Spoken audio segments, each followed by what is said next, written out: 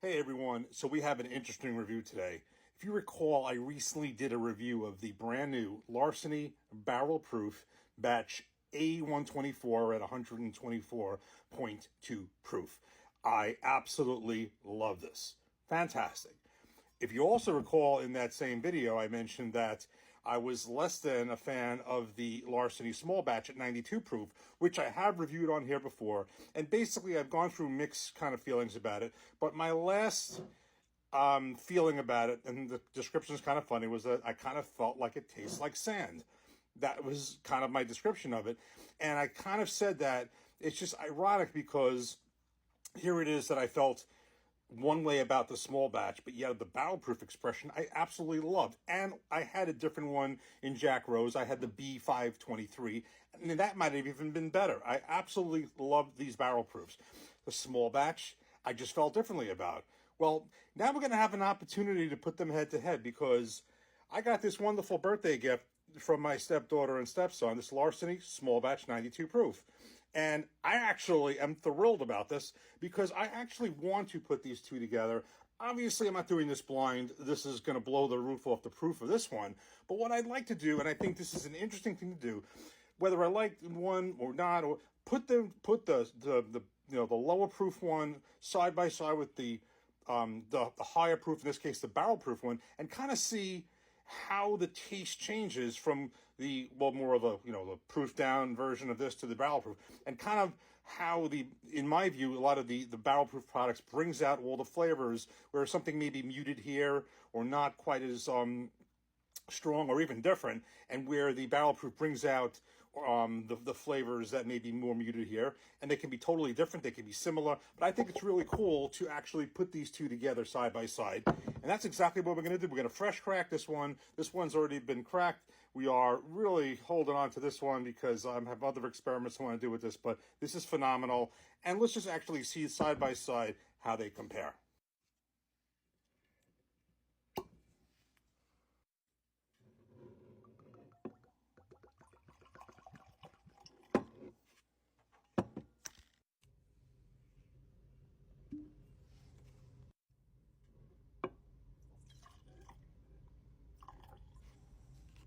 Okay, so we have everything poured in glasses.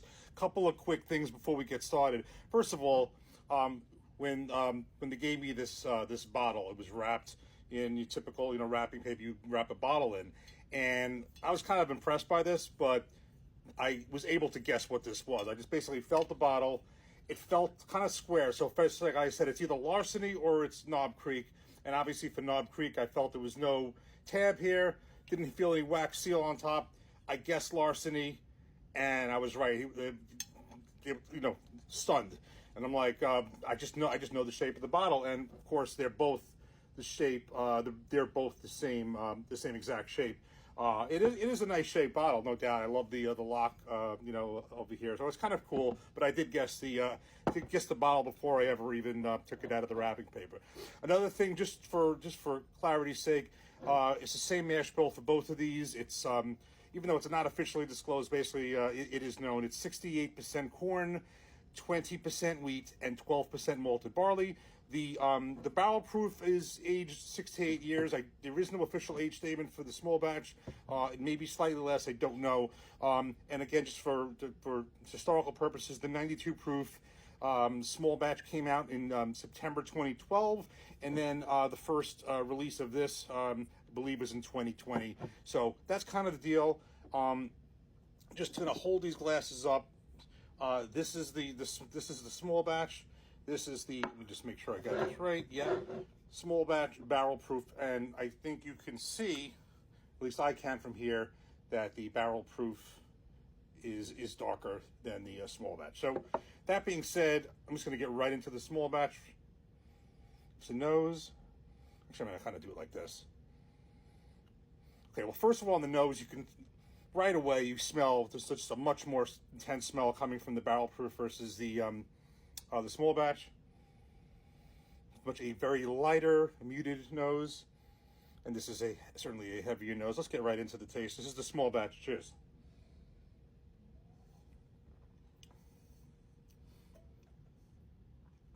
Yeah, it's just I know I described it as sand. You can clearly see it's a wheated bourbon. Has some, let me just see something. There's some muted cinnamon notes, but basically kind of basic. I just want to kind of get right into this one. Oh, it's just an explosion of flavor. You can clearly taste the difference when it's kind of like this, but when you have them side by side, I could say this is certainly just a flavor explosion version of this. This is just a muted version of it.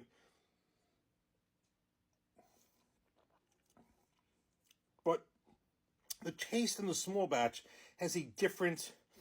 There's just an off taste in it. I described it as sand. Maybe that wasn't the, it's funny. You taste it different times. You think of it differently. There's just an off taste to I think sometimes when the product is proof down, I do think, and I found this also very, very much so with the Old Forester. Didn't like the 100 proof and like the single barrel and the other expressions very much. 1792 small batch, same thing. There are some of the small batch products versus the higher proof, full proof, or in this case, barrel proof. It's just a different product. Completely different. It's just a completely different pour. I mean, this, so you look at it, 92 proof. You have 124.2 proof here.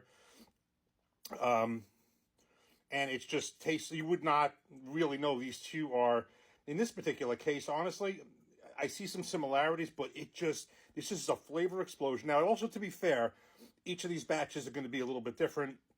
So maybe there's a batch that might seem more similar to this in terms of, not in terms of the proof, but where the flavors match a little bit more. This is just completely a different profile. So it's an example where just because you may not like or may not be as sure with the small batch version, the barrel proof versions, I have found this in almost every case of these examples. Certainly 1792, Old Forester, right here with Larceny.